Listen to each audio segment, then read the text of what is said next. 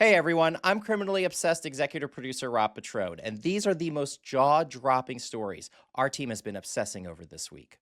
A notorious Pacific Northwest serial killer is back in the news. We now know why Gary Ridgway, known as the Green River Killer, was in King County last year. I'm criminally obsessed investigative reporter Ann Emerson. I just got my hands on these unsealed documents and I'm talking to my sources.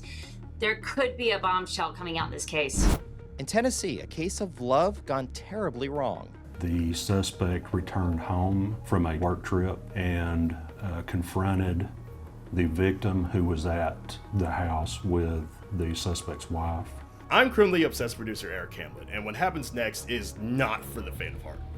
Sex trafficking survivors seek justice in Seattle. Mr. Burt used extreme levels of violence to help control and to force the women to do exactly what he wanted. The details are disturbing. I'm criminally obsessed producer Meg McBride with more on the Pimp's day in court. And new hope in a decades-old unsolved Alabama murder. I think we all three feel like we're closer today than we've ever been. Yeah. I'm criminally obsessed senior producer Autumn Kalika, and I'll share what could be the missing link in this heartbreaking cold case. We'll also get the scoop on a fantasy camp for true crime fans. That's right here on Criminally Obsessed.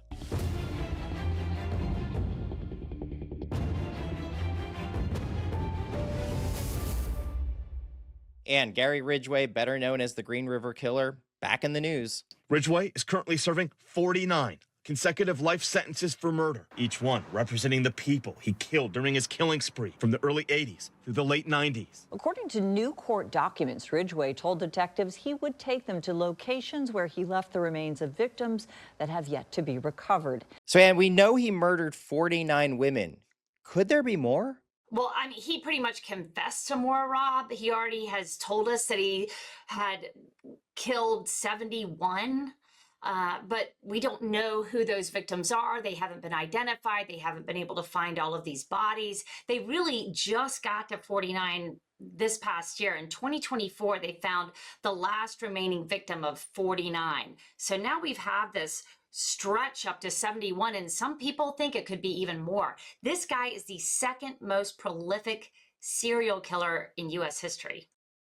Right. And I know authorities have been saying all along they thought it could be 70, maybe 80 cases. Of course, we know now that it just came to light, the unsealed documents that you've been pouring through. But what is the motivation here? Could he be lying? What's going on? One thing we do know about Ridgway is that he likes to talk, and he's been locked up for 20 years. And is it an ego thing? Well, it could be an opportunity just to get out of prison, to be honest. So I always keep that in the back of my mind when I hear that they want to talk and they want to lead detectives out into see what actually happened. So that's always a possibility that he's just wanting to take the limelight again. But then there's this real possibility, too, that he feels compelled to go back to where his victims are still.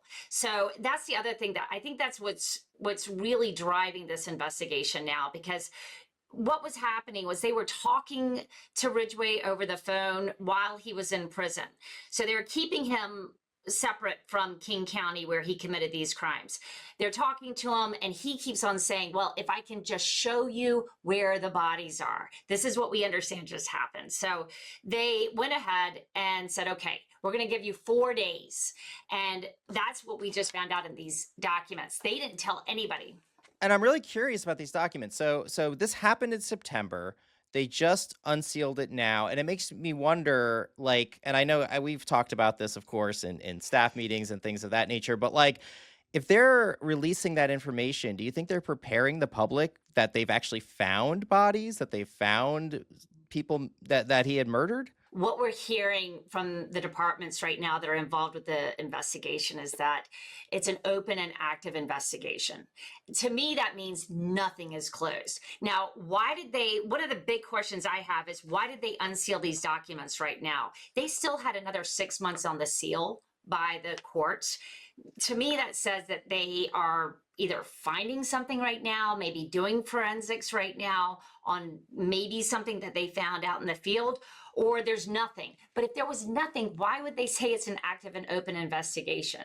I mean, we got to ask the question, like, why don't they just close it? Why don't they just tell us that there was nothing to find? So, as a reporter, that's when you just start going down the rabbit hole, right? You're like, okay, well, if you're not saying it's closed, I am going to assume that it's open and there could be something that they found. Are there cold cases that they can connect the dots to with this? Have you thought of anybody in that area where they were murdered and it was never pinned on somebody?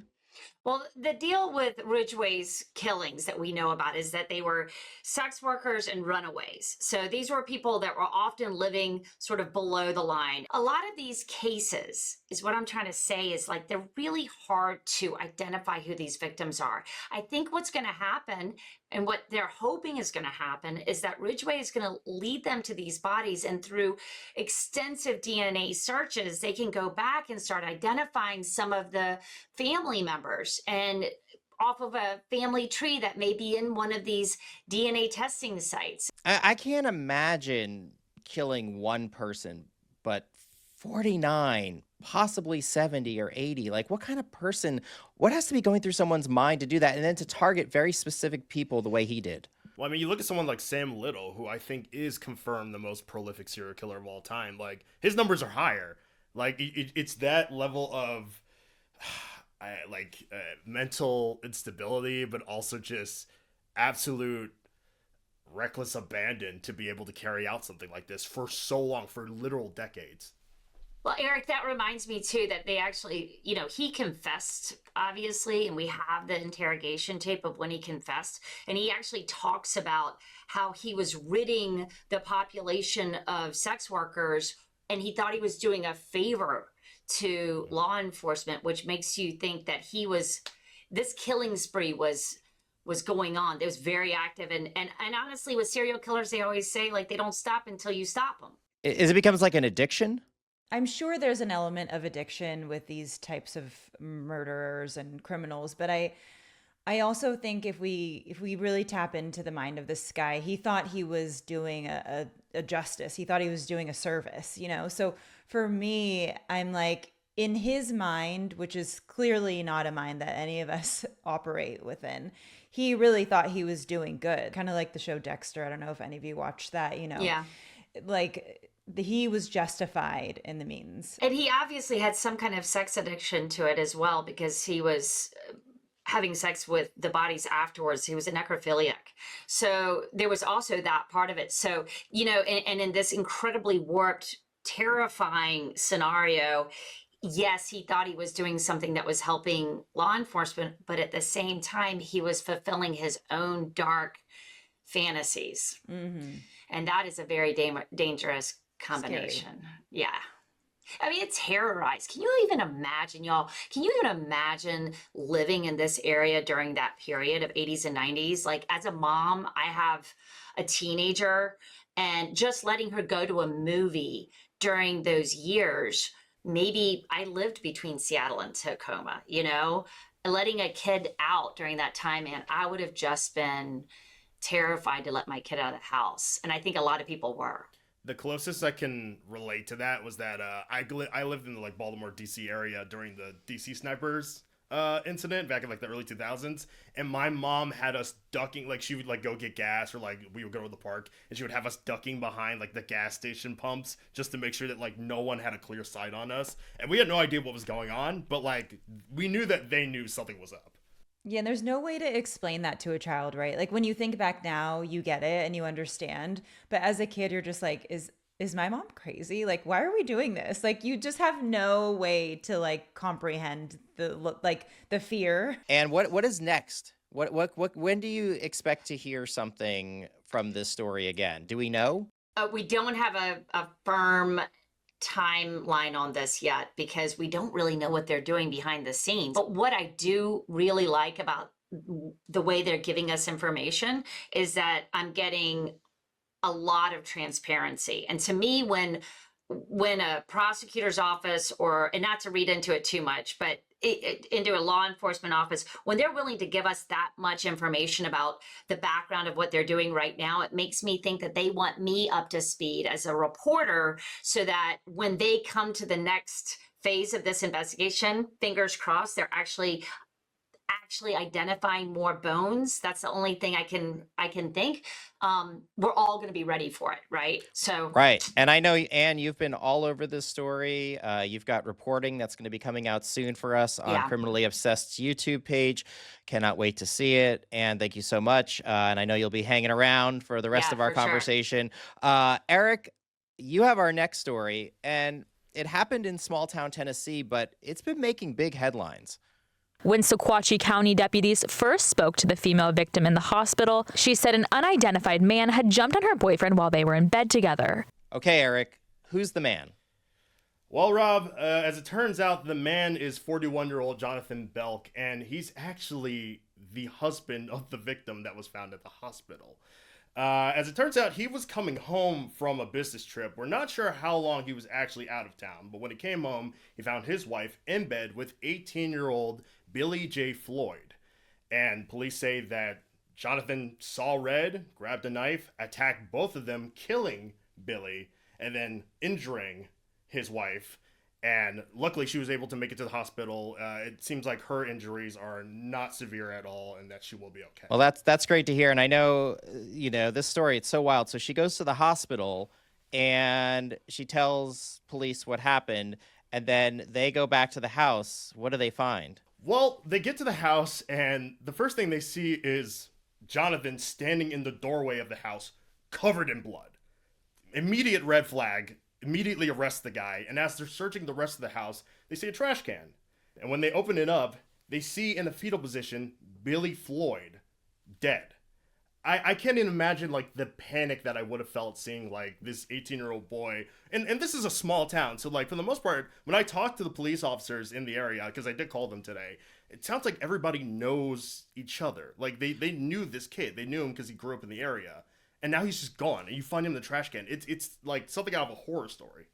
Yeah, I mean, I for the room, I'm curious what you guys think. Like, again, small town. This isn't finding an unidentified body. I know he went by Lil Bill. Like, somebody found somebody whose nickname they knew in a trash can. Could you imagine? I just can't stop thinking about like what was his game plan there, just like putting the body in the trash can. If everyone knows everyone in this town, don't you think the trash man, I don't know, might be like a little suspicious when he opens up the garbage can and he finds like a body in there and recognizes it and knows the guy who owns the house. Like, I just don't know how this guy thought he'd get away with it.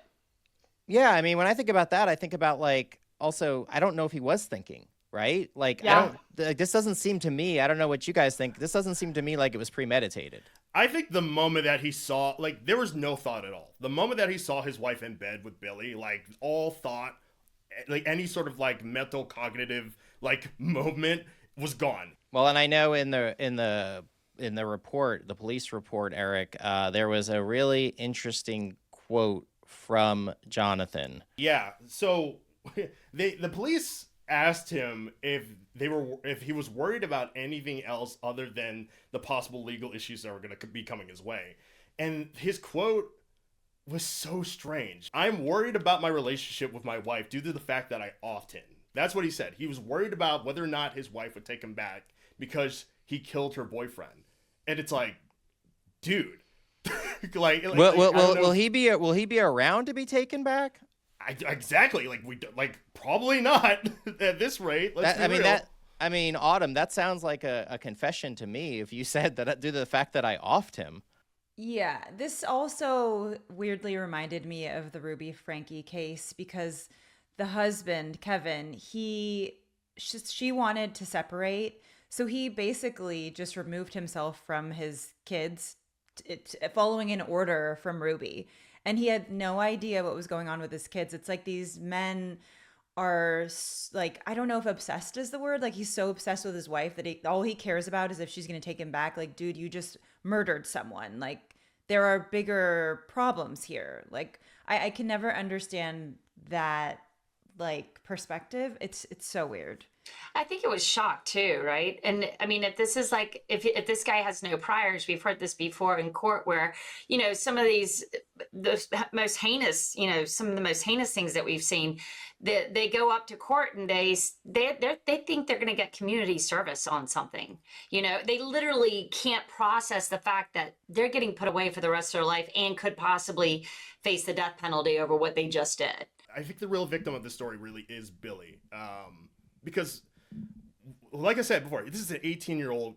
I say man, but like he's a kid. He's a teenager, quite literally, and he's getting involved in a relationship with a 31-year-old woman. He gets killed by a 41-year-old man. He apparently only turned 18 3 days before he died, which makes the whole thing seem way worse. And I also, when I talked to the police about it, and I said, is that gonna lead to anything? They said, we're looking into it. So the fact that she's calling her 18-year-old boyfriend her boyfriend tells me that, like, might have been together before he was actually 18. It's a little, this case is going to be really tricky going forward. Whew, definitely one we're going to keep an eye on, Eric. Thank you so much. And Megan, you've been following a story out of Seattle. This is Winston Burt, who also went by the name Dice Capone. Federal prosecutors said Burt moved women from different states, forcing them into sex work on Aurora Avenue in Seattle. Megan, this notorious pimp was sentenced this week. But before we get to the sentence, the event that got Burt in legal trouble in the first place is just wild. Yeah, so Burt, one of the women that worked for him, she told him that she wanted to just quit, no longer be a part of things, and he did not take that well. He ended up, beating her, pistol whipping her, all sorts of abuse. And then at a later date, when she brought it up again, he made her strip down to her underwear, and when she tried to go out the front door, he blocked her, so she made her way out of a third-story window. And when she started running to the street to try to get away, she was actually stopped by the other women that work for Burt, and they convinced any witnesses that saw her that she was just having a mental issue and that they were going to take her to the hospital, but that's not what they did at all. They actually forced her into a vehicle, and they were going to take her to a secondary location when she actually escaped mid-traffic in her underwear. In the middle of traffic, she escaped the car and just ran out. And thank God someone saw her and offered to help her. It was an Uber driver, right? Yes, it was an Uber driver, and that person, he saw her, saw that she was in distress, let her into his car, and actually Burt started shooting at them and chasing the Uber driver. We actually have 911 recordings of the Yeah. Uber driver calling that we can play for people. I'm just running for my life. And he started opening fire at me. I'm a, what you call that, concealed weapon for me. Okay. And I protected myself. I returned fire because he was, this is crazy. And that got him off me. I thought we lost him. It's pretty scary. The Uber driver definitely seems spooked. The Uber driver was armed himself, so he was able to shoot back at Burt, kind of scare him off, and he was able to call the police, meet them at a gas station, and get this woman to safety finally. So just a horrifying event for that woman. And of course, there were other women, plenty of other women. What was Burt doing to control them? Because that's what he was doing. He was controlling them. Yeah, he was controlling them, and he was doing a lot. He, first of all, the women did not have cell phones, and they did not have any money, although they were told every single night to go out and earn $2,000 individually, and they would have to give him that money in order to have a place to sleep that night. I know 2 of the women had to get his name tattooed on their face, which is unfortunately something that's kind of common with pimps. He also used the women against each other. Like I told you earlier, the women, no matter how close they might be, he forces them to hurt each other. They had to, when this woman was trying to escape, kick her, beat her, drag her to the car, and make sure she couldn't leave. And that's another way that he controls them. Yeah, I mean, Anne, this sounds like psychological warfare that he's committing on them. Yeah, I'm just having flashbacks to so many of these sex trafficking cases that we've looked at over the years. I mean, it really does hit a pattern. You can look at, I don't know if you're familiar with Stockholm Syndrome, but I immediately start thinking, have these women bought into this abuse as far as how they're staying there and how they're being forced to be part of this activity? And it's just, it's so sad. And you also look at all of the other factors out there, what's going on in that moment. They have obviously come into this situation and are now being used against each other. to have to go against somebody like that, that is just pure trauma. So yeah, it does fit a pattern though. And I think that honestly, if we were going to kind of take back the curtain, we would see that a lot of the sex trafficking cases are this horrible, to be Oh, honest. totally. And Megan, Burt, people like Burt, they prey on these women and they start with a pitch, if you will. It's not often like, I'm holding you at gunpoint. They try to sort of woo them. How do they do it? Who are they preying on? Yeah, it's usually young girls that maybe don't have a great family situation, need somewhere to go, want a source of like familial connection. He actually would get a lot of these girls by posting on Instagram his luxurious lifestyle because he himself, with everyone bringing him $2,000 a night, he had some nice stuff. He had some fancy cars, some nice jewelry. A lot of money was found on him. And so he kind of advertised that and be like, this is the kind of life you can have if you come and work for me or come stay with me. And then once you get there and you don't have a phone to contact anyone and he takes all of your money and everyone has to turn against you, it's hard to leave. Okay, so we know Burt was convicted of sex trafficking by means of force, fraud, and coercion, as well as unlawful firearm possession. He got a sentence this week. What's the sentence? He has been sentenced to 15 years behind bars, and then there will be 15 years of supervised release. He was at first looking like maybe up to life for all of these charges, but he ended up having a plea deal that got him a lesser sentence. He ended up pleading guilty, getting this sentence, and what's kind of nice about that in a way, if we can think about this positively at all, is that the victim didn't have to go through a trial, and that's something that prosecutors were hoping they didn't have to put her through. Excellent point. Thank you, Megan, for that. And I know you're going to be, we have something we have to talk about at the end of this episode that is really fun, that we're all envious of, that you're going to get to do.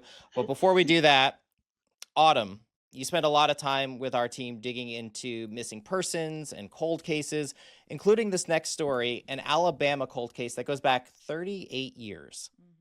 One of the cases that has weighed heavily on this unit's mind over generations of investigators is the case of Chanda Fehler. She was last seen on June the 10th, 1987, on the University of Alabama campus at the Riverside swimming pool. Autumn, I want to get to why this case is back in the news in a second, but first off, who is Chanda Fehler? Chanda Fehler was a kindergarten teacher. She was also a University of Alabama master's student, beloved by the community. Her family said that she had an amazing cross stitch, and actually the ribbons that they wear to honor her feature a little cross stitch right in the middle just to remember one of her hobbies and one of the things that everyone sort of admired about her. On the day that she disappeared, it was June 10th, 1987. She was at the Riverside pool, and I spoke with Captain Kennedy earlier today, and he said that it wasn't uncommon for her to be there multiple times throughout the week. This is somewhere that she went often. And on the day that she disappeared, there was no commotion. Nothing happened that anyone noticed. So he believes that the person that did this knows her.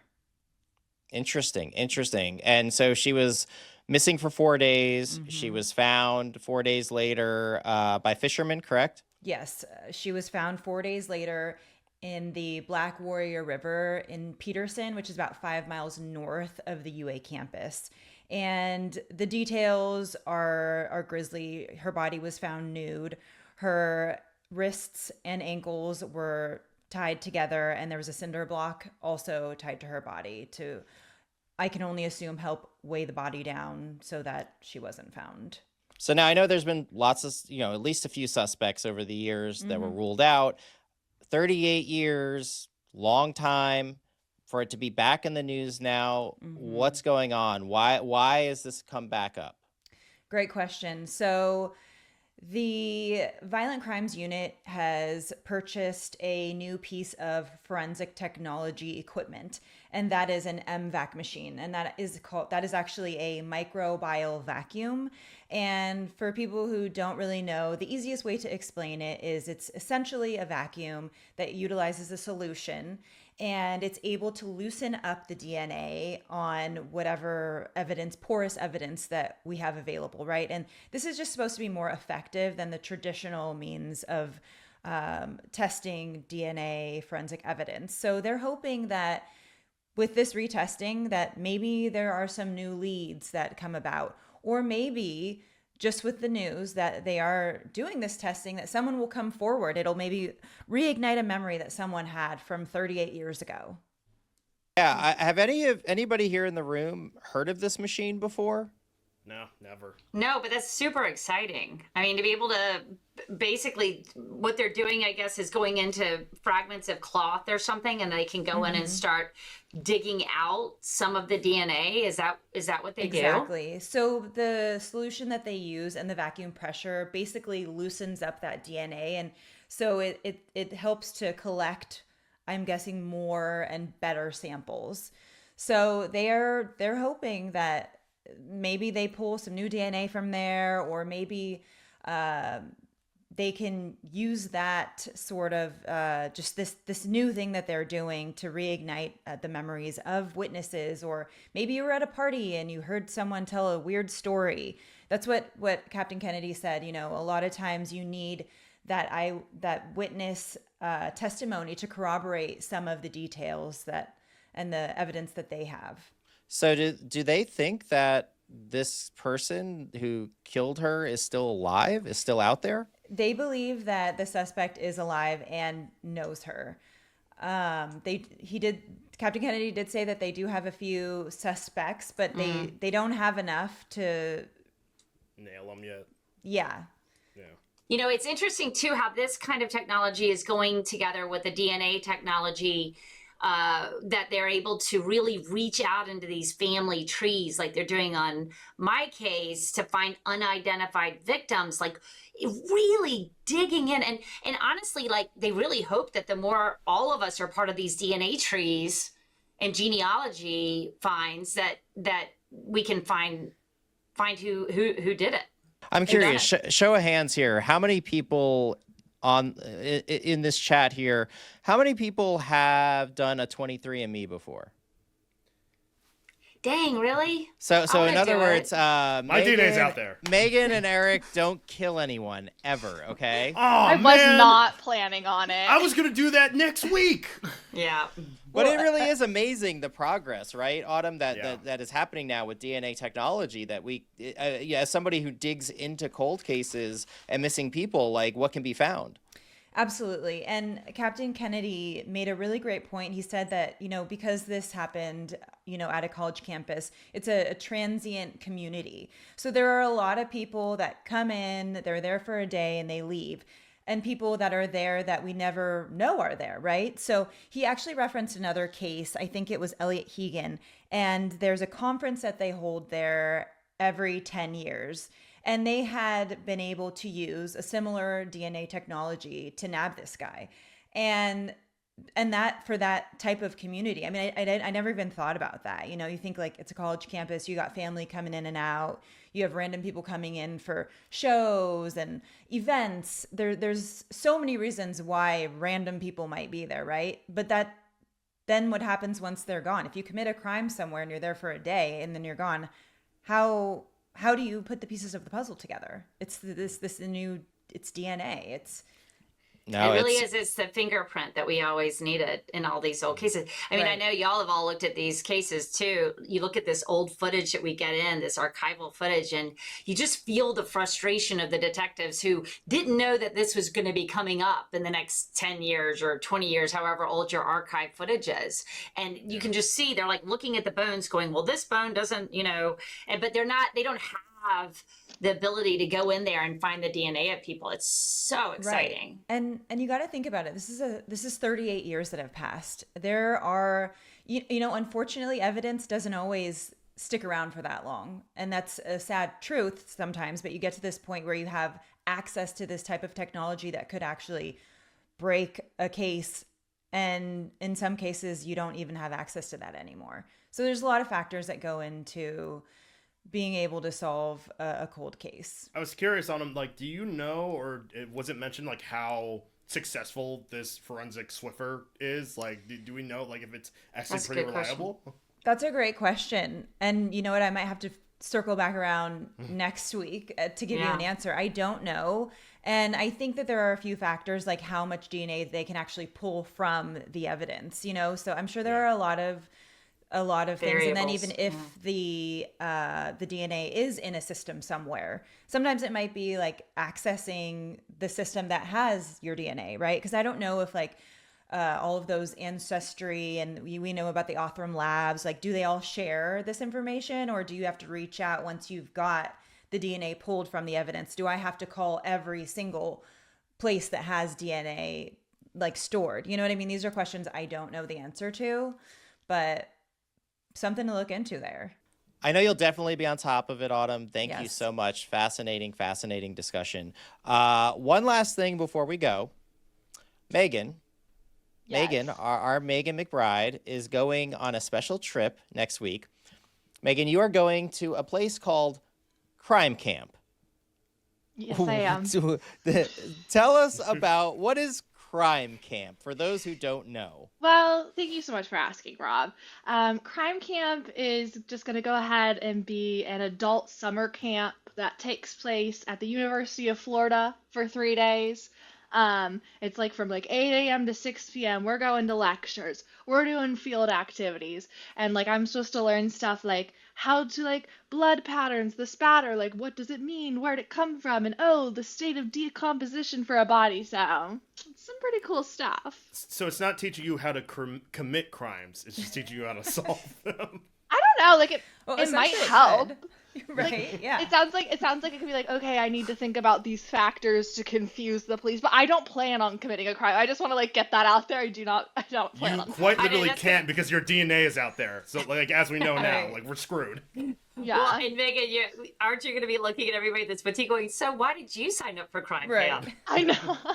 Yeah, I'm like, I'm here for work. Why are you here?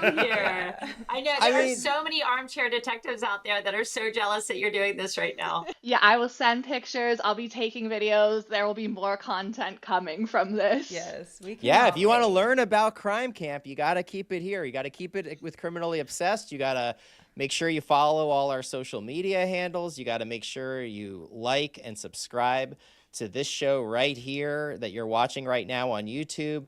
Listen, Eric, Autumn, and Megan, it's been fun as always. Yeah. Thank you so much. Absolutely. And again, let us know what you think in the comments.